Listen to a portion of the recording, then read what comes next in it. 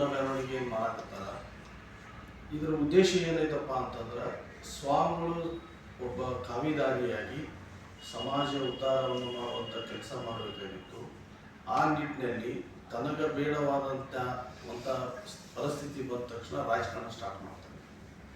BJP Congress ಹೆಂಗೆ ನಾವು ರಾಜಕಾರಣಿಗಳು ಮಾಡ್ತೀವಿ, ಈ ಬಣ್ಣ ಬದಲಿಸುವಂಥ ಪ್ರವೃತ್ತಿಯನ್ನು ಸ್ವಾಮಿಗಳು, ಉಚ್ಚಾಟದ ಸ್ವಾಮಿಗಳು ಹೊಂದಿದ್ದಾರೆ. ಮೇನ್ ಉದ್ದೇಶ MLA ಆದರೂ ನಮ್ಮಿಂದ ಆದರೂ ಅನ್ನೋ ಒಂದು ವಿಚಾರ ಇಟ್ಕೊಂಡು ಮಾತಾಡ್ತಾರೆ. 2008ರಲ್ಲಿ ಇವ್ರನ್ನ ಪೀಠಕ್ಕೆ ಮಾಡಿದ್ರಿಂದ ನಮ್ಮ ಸಮಾಜದಲ್ಲಿ ಹರಿಹರ ಮತ್ತು ಕೂಡಲ ಸಂಗಮ ಅನ್ನೋ ಒಂದು ಪೀಠ ಮಾಡಿದ್ವಿ. ನಾವು ಹರಿಹರದಲ್ಲಿ ಮಾಡ್ಬೇಕಂದ್ರೆ ಹರಿಹರದಲ್ಲಿ ಮಾಡ್ಬೇಕಂದಾಗ ಕೂಡಲ ಸಂಗಮಕ್ಕೆ ಮಾಡಿದ್ವಿ. ಈ ಒಂದು ಭಿನ್ನಾಭಿಪ್ರಾಯದಲ್ಲಿ ನಮ್ಮ ಸಾಹೇಬರು 2008ರಾಗ ನಮ್ಮ ಜನ ನೋಡ್ಕೊಂಡು ನಮ್ಗೆ ಓಟ್ ಹಾಕ್ಲಾರ್ದ ಸೋಲಿಸಿದ್ರು. ಮೇನ್ ಈ ಸ್ವಾಮಿಗಳನ್ನು ಪೀಠಕ್ಕೆ ಕುಂದಿರಿಸೋದ್ರಿಂದ ನಮಗೆ ಪ್ರಥಮವಾಗಿ 2008ರಲ್ಲಿ ನಾವು ಸೋಲನ್ನು ಅನುಭವಿಸ್ಬೇಕಾಯ್ತು. ಇದು ಒಂದೇದ ಸ್ವಾಮಿಗಳು ತಿಳ್ಕೊಳ್ಳಿ. ಆನಂತರ 2013ರಲ್ಲಿ ನಾವು ಗೆದ್ದಿದ್ದೀವಿ. ಈಗ 23ರಲ್ಲಿ ಕೂಡ ನಾವು ಗೆದ್ದಿದ್ದೀವಿ. ಇದನ್ನು ನಾನು ಸಂಘಟನೆ ಮಾಡಿ ಗೆಲ್ಸೀನಿ, ನಮ್ಮಿಂದನ ಸಮಾಜ ಓಟ್ ಹಾಕಿದಾರ ಅನ್ನೋದನ್ನು ಸ್ವಾಮಿಗಳು ದಯವಿಟ್ಟು ಈ ಕಲ್ಪನೆಯನ್ನು ತಾವು ತೆಗೆದುಹಾಕಬೇಕು. ಯಾಕಂದ್ರೆ ತಮ್ಮನ್ನ ಪೀಠಕ್ಕೆ ಮಾಡಿ ನಾವು ಸೋತು ಸಂಘಟನೆ ಮಾಡಿ 10 ವರ್ಷ ನಾವು ಕೂತ್ಕೊಂಡು ಇವಾಗ ನಾವು ಗೆದ್ದು ರಾಜಕಾರಣ ಮಾಡಾಕ್ತೀವಿ.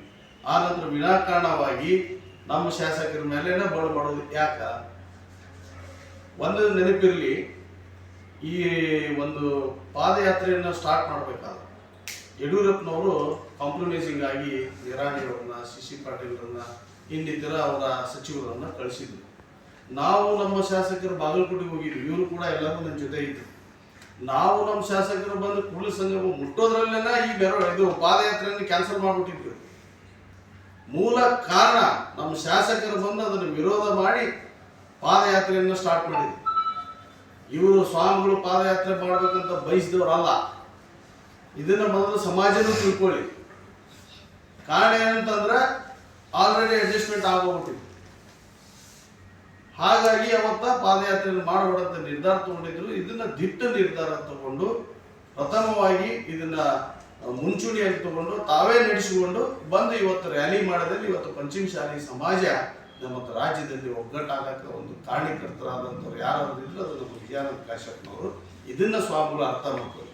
ಆನಂತರ ಸ್ವಾಮಿಗಳಿಗೆ ನಾವು ಪತ್ರಿಕೆ ಮುಖಾಂತರ ತಿಳಿಸೋದು ಇಷ್ಟೇ, ನಿಮ್ಮ ಏನೋ ಮಾಡ್ಕೋರಿ, ನಮ್ಮ ವೈಯಕ್ತಿಕ ನಮ್ಗೆ ಏನು ತಲೆ ಕೆಡಿಸ್ಕೊಳ್ಳಲ್ಲ. ಆದ್ರೆ ನಮ್ಮ ಕೂಡಲ ಸಂಗಮದ ಪೀಠದ ಹೆಸರನ್ನು ತಾವು ಬಳಸುವಂತಿಲ್ಲ.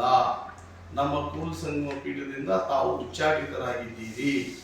ಪ್ರಥಮ ಜಗದ್ಗುರುಗಳನ್ನು ತಾವಲ್ಲ, ಉಚ್ಚಾಟಿತ ಸ್ವಾಮಿಗಳು ತಾವು. ದಯವಿಟ್ಟು ನಮ್ಮ ಪೀಠದ ಹೆಸರನ್ನು ತಾವು ಬಳಸಲಿಕ್ಕೆ ತಮಗೆ ಯಾವುದೇ ತರ ಹಕ್ಕಿಲ್ಲ. ಖಡಾಖಂಡಿತವಾಗಿ ಹೇಳ್ತಾ ಇದ್ದೀವಿ.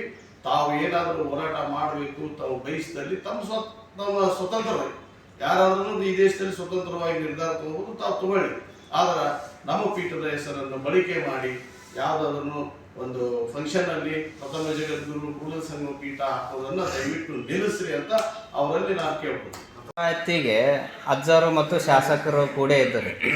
ಈ ಒಡಕಾಗ್ಲಿಕ್ಕೆ ಕಾರಣ ಅವ್ರ ಜೊತೆಗೆ ಅವ್ರ ಜೊತೆ ಯತ್ನಾಳರು ಕೈ ಜೋಡಿಸಿದ್ರು. ಮೂವರು ಒಗ್ಗಟ್ಟನೆ ಇದ್ರು. ಯಾಕೆ ಈ ರೀತಿ ಆಯ್ತು ಅಂತ ಈ ಮಾತು ದಯವಿಟ್ಟು ಪತ್ರಕರ್ತ ಮಿತ್ರರೇ ಹಿಂತಪ್ಪ. ಯತ್ನಾಳರು ಏನ್ ಕೈ ಜೋಡಿಸ್ಯಾರ?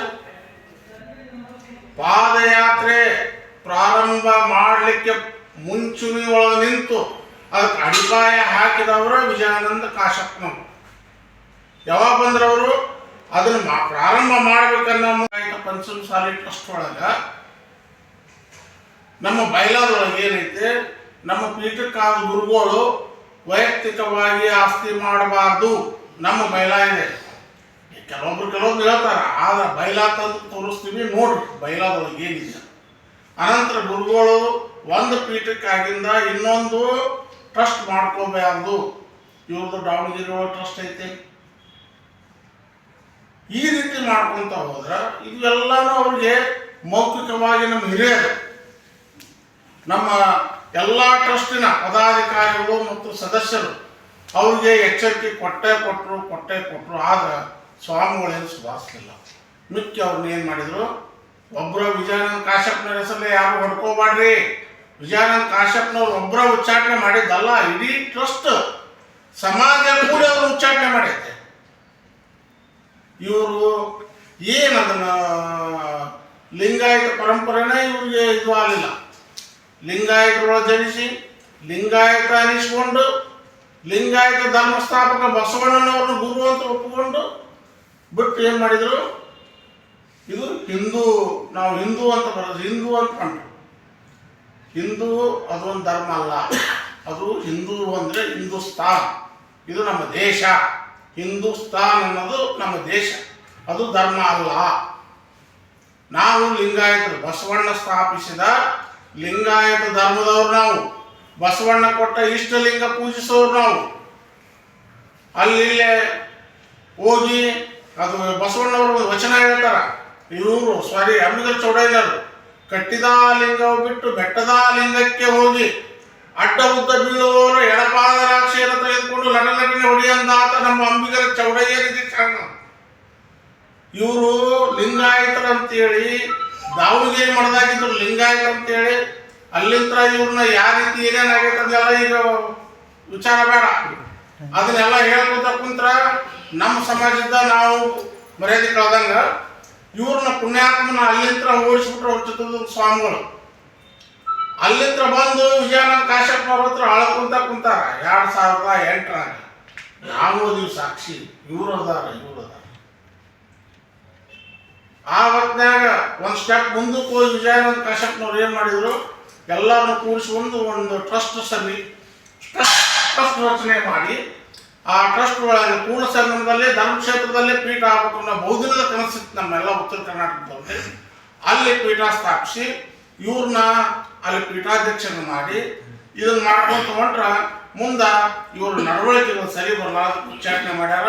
ಈಗ ಇವರು ಹೋಗೋದು ಕಾಂಗ್ರೆಸ್ನವ್ರ ವಿರುದ್ಧ ಎತ್ತು ಕಟ್ಟೋದು, ಬಿಜೆಪಿಯಾಗಿ ಎತ್ತು ಕಟ್ಟೋದು, ಈ ರೀತಿ ಮಾಡ್ಕೊಂತ ಹೋದ್ರೆ ಅವ್ರ ಸ್ವಾಮಿಗಳು ಆಗಲ್ಲ. ಸಂಸಾರಿಕರ ಎಷ್ಟೋ ಸುಧಾರಿಸಿದೆ, ಇನ್ನು ಸ್ವಾಮಿಗಳು ಈ ರೀತಿ ಮಾಡಿದ್ರೆ ಹೆಂಗೆ ಅನ್ನೋದಕ್ಕೆ ಉಚ್ಚಾಟನೆ ಮಾಡೈತೆ. ಅವ್ರಿಗೆ ಕೂಡಲ ಸಂಗಮಕ್ಕೆ ಅವ್ರಿಗೆ ಸಂಬಂಧವೇ ಇಲ್ಲ. ಕೂಡಲ ಸಂಗಮ ಟ್ರಸ್ಟ್ಗೆ ಅವ್ರಿಗೆ ಅವರು ಯಾವುದೇ ಕಾರಣಕ್ಕೂ ನಮ್ಮ ಟ್ರಸ್ಟ್ ಹೆಸರು ಬಳಸಬಾರದು ಅಂತ ಈ ಮೂಲಕ ತಮ್ಮಲ್ಲಿ ಅವ್ರಿಗೆ ವಿನಂತಿನೂ ಮಾಡ್ತಾ ಇದ್ದೇನೆ, ಎಚ್ಚರಿಕೆನೂ ಕೊಡ್ತಾ ಇದ್ದೇನೆ.